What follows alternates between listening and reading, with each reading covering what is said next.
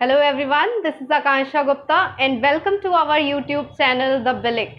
If you are new in my channel, then subscribe it and press the bell icon for the latest update. Okay, so today we are gonna study future continuous tense या फिर कहूँ तो future progressive action. Yes, आज की class में हम future progressive action के बारे में पढ़ने वाले हैं कि फ्यूचर में प्रोग्रेसिव एक्शन को हम किस तरह से बनाते हैं और उनका यूज़ हम कहाँ कहाँ पे करते हैं, किन किन जगहों पर इसका यूज़ ना करके हम किसी और फॉर्म का यूज़ करेंगे, ये सारी चीज़ें हम समझेंगे आज की क्लास में। तो सबसे पहले हम समझते हैं कि फ्यूचर कॉन्टिन्यूअस टेंस या फ्यूचर प्रोग्रेसिव एक्शन का मीन्स क्या है। आप इसके नाम से ही समझ सकते हैं, फ्यूचर मतलब आने वाले भविष्य में, समय में, कॉन्टिन्यूअस लगातार होने वाला, एक्शन इज कॉल्ड, या फिर प्रोग्रेसिव का भी मीन्स यही होता है, लगातार। तो यानी इसका मतलब हुआ कि फ्यूचर में अगर कोई वर्क, कोई एक्शन लगातार होने वाला है, कंटिन्यू होने वाला है, तो उस सेंटेंस के जो फॉर्मेट हम यूज करते हैं उन फॉर्मेट को बोलते हैं फ्यूचर कॉन्टिन्यूअस टेंस या फिर फ्यूचर प्रोग्रेसिव एक्शन। इसकी फॉर्मेशन किस तरह की होती है ये मैं आपको सबसे पहले बताऊंगी कि इसकी फॉर्मेशन किस तरह की होती है, कैसे हम इन्हें फॉर्मेट करते हैं। क्योंकि अगर आपको एक बार फॉर्मेशन समझ में आ गई ना, तो आप बहुत अच्छे से उनको डिफर कर पाएंगे कि ये फ्यूचर प्रोग्रेसिव एक्शन है या फिर ये फ्यूचर इंडेफिनाइट है या फिर ये फ्यूचर परफेक्ट है या फिर परफेक्ट एंड कॉन्टिन्यूअस है। मैंने बताया होगा कि इंडेफिनिट को, फ्यूचर इंडेफिनिट को हम फ्यूचर हैबिचुअल फंक्शंस नहीं बोलते हैं, हम उन्हें डायरेक्ट फ्यूचर एक्शंस बोलते हैं, यानी कि ऐसे एक्शंस जो फ्यूचर में होने वाले हैं। ठीक है, तो अब हम आ जाते हैं फ्यूचर के प्रोग्रेसिव एक्शन की फॉर्मेट पे। इसका फॉर्मेट किस तरह का होगा, बहुत ही सिंपल फॉर्मेशन है, जैसे कि अभी तक हम पढ़ते आए हैं। हम लोगों ने सभी की फॉर्मेशन पढ़ी है, इनकी भी फॉर्मेशन देख लेते हैं किस तरह की फॉर्मेशन है। फॉर्मेशन स्टार्ट होगी इसकी सब्जेक्ट से। एज ऑलवेज सबसे पहले किसी भी सेंटेंस में क्या आता है, सब्जेक्ट। सब्जेक्ट हमारा क्या हो सकता है, नाउन या फिर प्रोनाउन।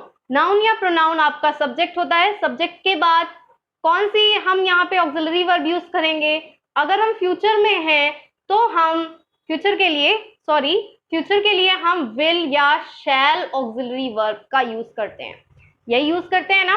लेकिन ये फ्यूचर का प्रोग्रेसिव एक्शन है, तो इसमें एक चीज और हो जाती है, हम इसमें ना बी का और यूज करते हैं, यानी कि ये जो एक्शन विल है, विल नहीं हो करके क्या हो जाएगा, विल बी, और शैल ना हो करके क्या हो जाएगा, shall be.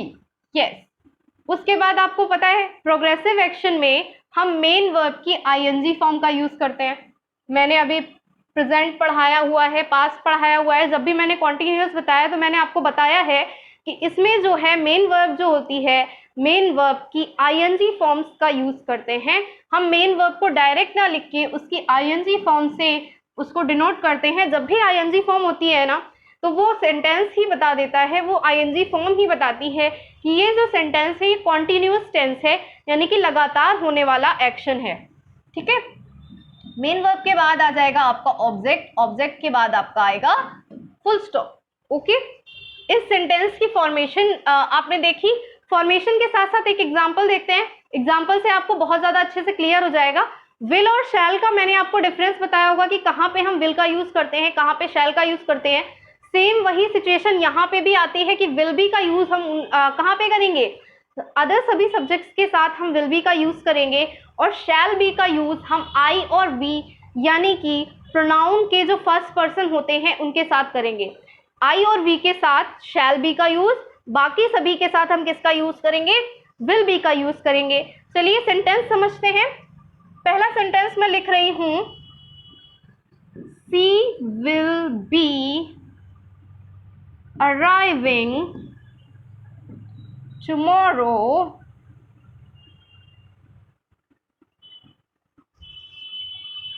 she will be arriving tomorrow, मतलब वो कल आ रही होगी, आने वाली है।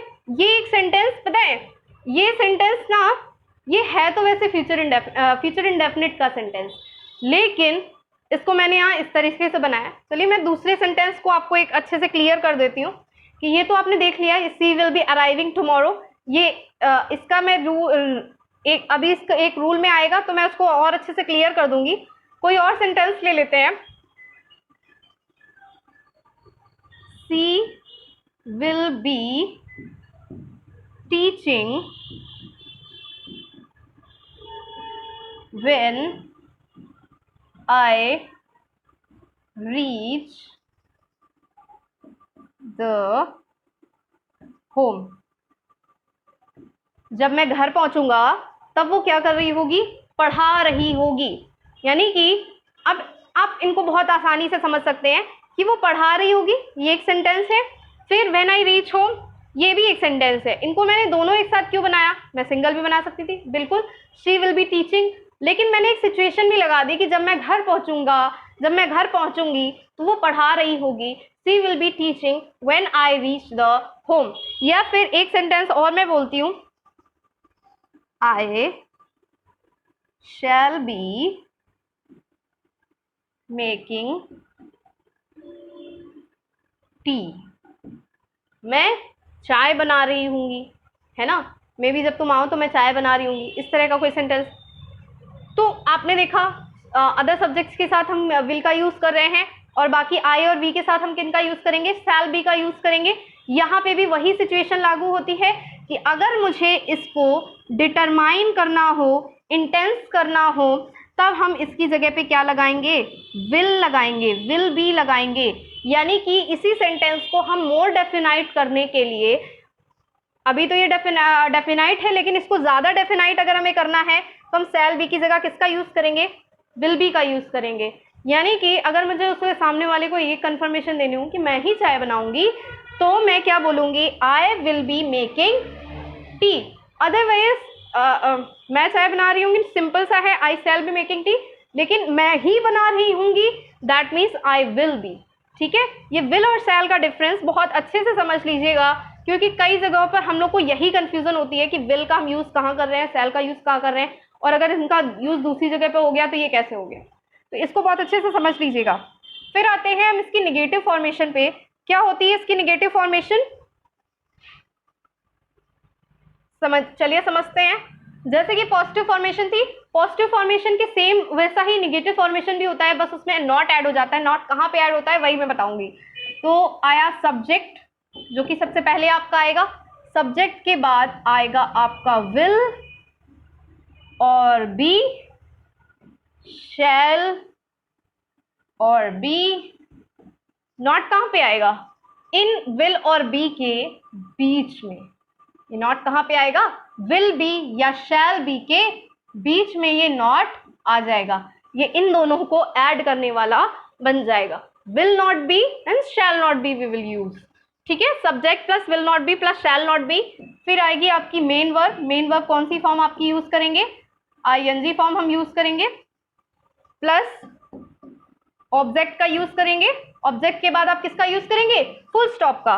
फिर आ जाते हैं इसके सेंटेंसेस पे। जैसे कि मैंने पहला सेंटेंस बोला, I shall be, I will be making tea. अगर मुझे इसी को निगेटिव में बनाना हो तो मैं क्या बोलूंगी, I will not B making T, मतलब मैं चाय नहीं बना रही होंगी। ठीक है, जब तुम कोई और काम तुम कोई काम नहीं करोगे, यू विल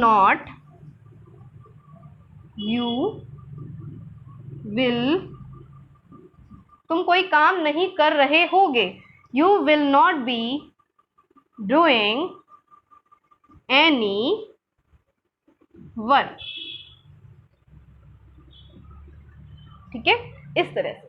तो ये सेंटेंसेस आपको समझ में आए, आपको पॉजिटिव समझ में आया, आपको निगेटिव समझ में आया। आ जाते हैं हम अब इसकी किस फॉर्म पे, इंटेरोगेटिव फॉर्म्स पे। यस, इंटेरोगेटिव भी बहुत ही सिंपल होता है। अगर हम इसकी फॉर्मेशन पे जाएं तो सबसे पहले आता है सब्जेक्ट। क्यों, इंटेरोगेटिव में सबसे पहले सब्जेक्ट आता है? नहीं, इंटेरोगेटिव में सबसे पहले आती है ऑक्सिलरी वर्ब। ऑक्सिलरी वर्ब यहाँ पे क्या है, यहाँ पे ऑक्सिलरी वर्ब क्या है,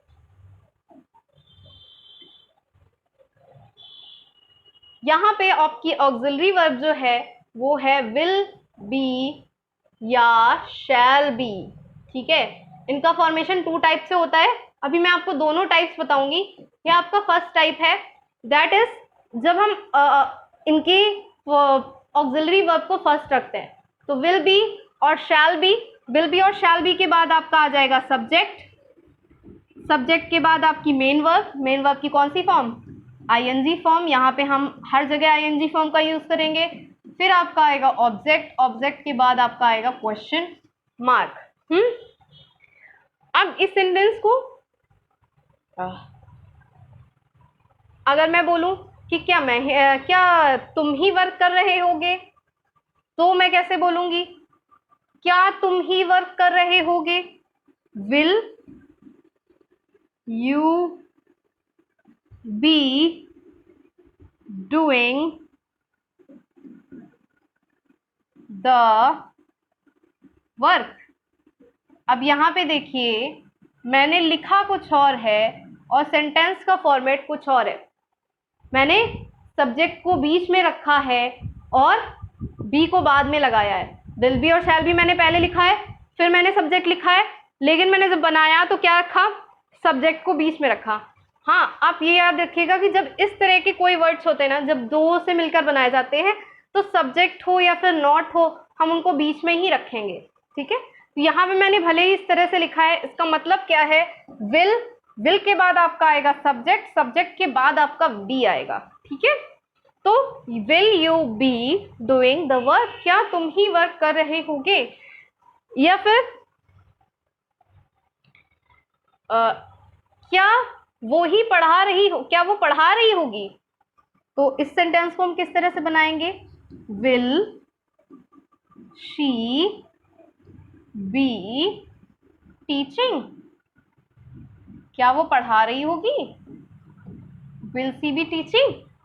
हाँ, अब हम आ जाते हैं इसी की सेकंड टाइप की फॉर्मेशन पे। सेकंड टाइप की जो फॉर्मेशन होगी वो भी बहुत सिंपल तरीके से हो जाएगी। सेकंड टाइप की फॉर्मेशन में हमने क्या ऐड किया हुआ है, सिर्फ क्वेश्चन वर्ड्स। जब हिंदी में क्वेश्चन वर्ड्स बीच में आते हैं तो हम क्वेश्चन वर्ड्स को पहले ही लिखते हैं, तो क्वेश्चन वर्ड्स को मैंने ऐड कर दिया, उसके बाद की सारी फॉर्मेशन ऐसे ही होगी। चलिए मैं आपको इस बार इस तरह से लिख के दिखाती हूँ।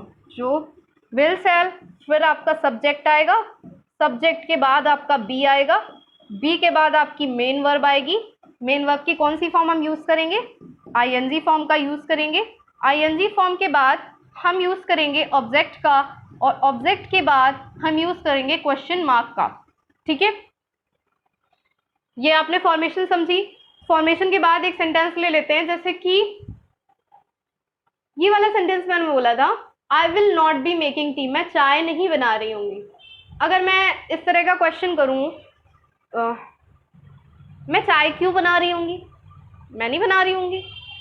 तो अगर मैं कह रही हूं मैं क्यों बना रही होंगी, तो क्यों का इंग्लिश क्या होता है, क्यों को हम बोलते हैं वाई।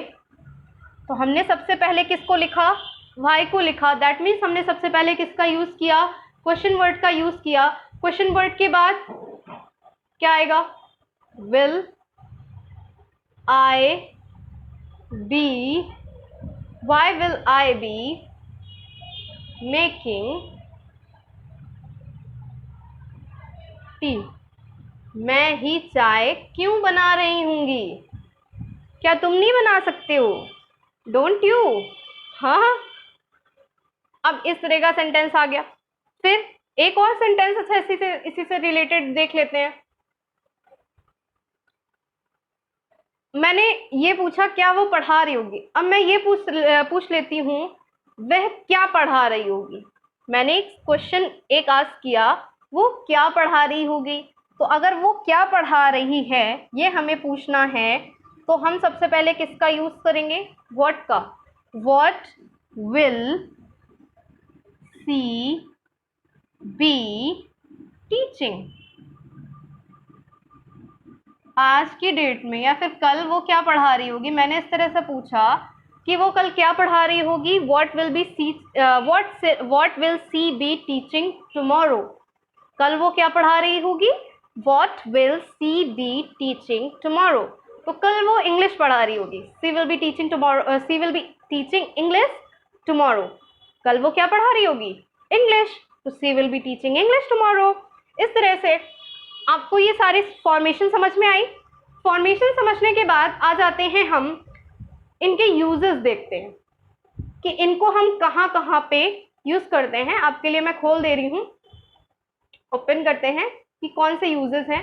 सबसे पहला जो यूज इसमें लिखा हुआ है मैंने, वो ये है कि use to express an action that will be in progress with a point of time in future. मतलब कि फ्यूचर में एक पॉइंट ऑफ टाइम में, किसी एक एग्जैक्ट टाइम में होने वाला एक्शन. ठीक है. अब कोई एग्जैक्ट टाइम हम कैसे शो करते हैं? कोई एग्जैक्ट टाइम हम इन एक्स्ट्रा सेंटेंसेस से शो करते हैं.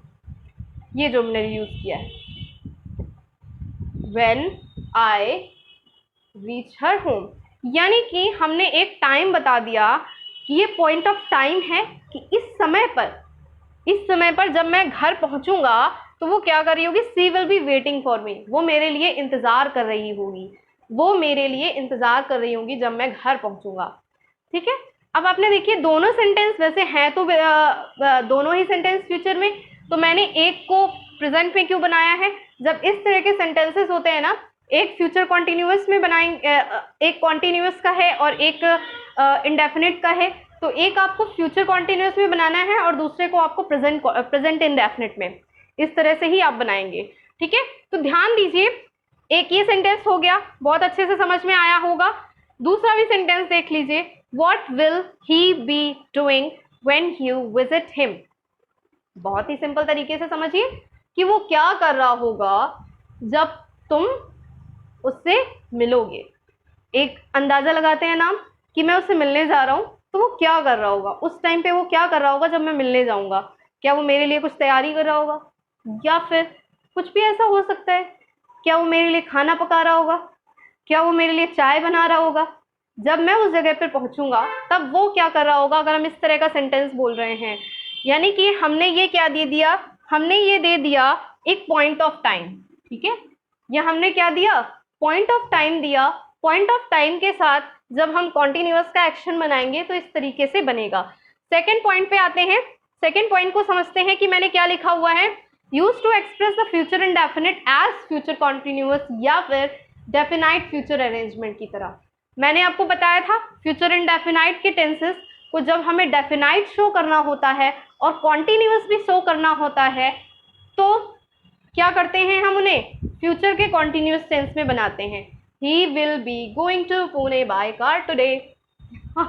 ठीक है. तो वो आज क्या कर रहा होगा?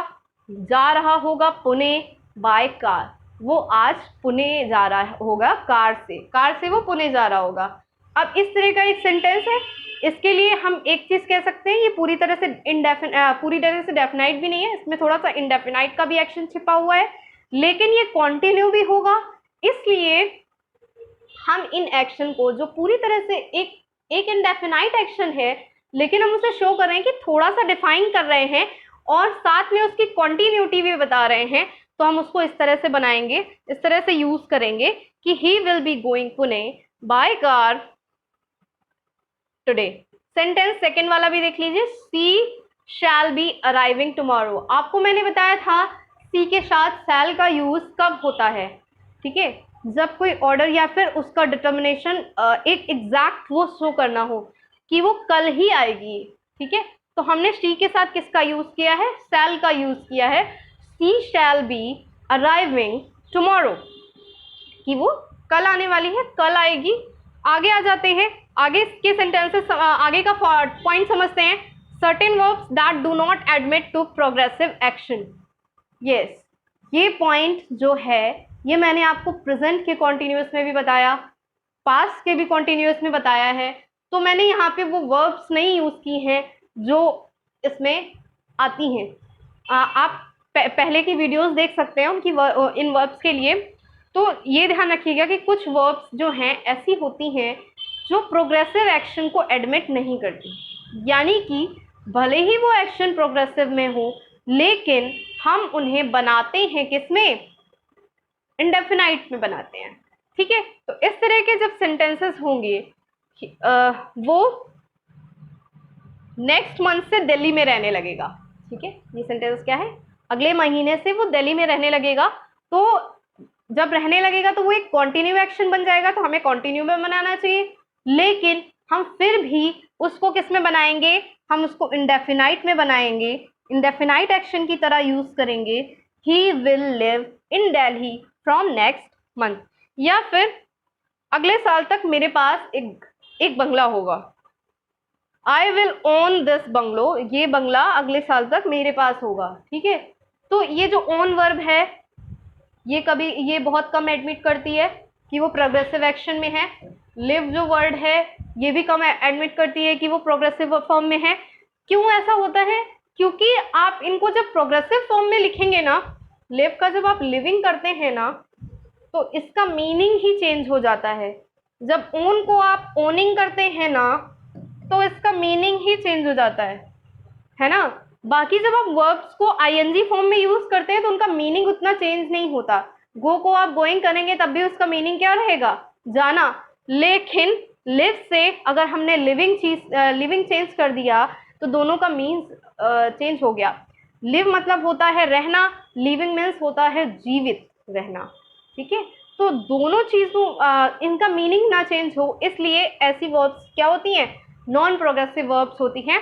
आज की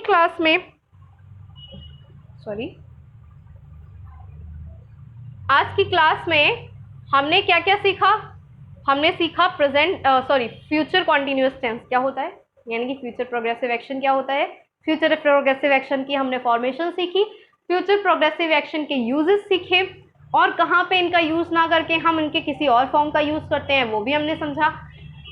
अब नेक्स्ट क्लास जो आपकी होने वाली है वो होगी फ्यूचर परफेक्ट कॉन्टिन्यूअस को लेकर।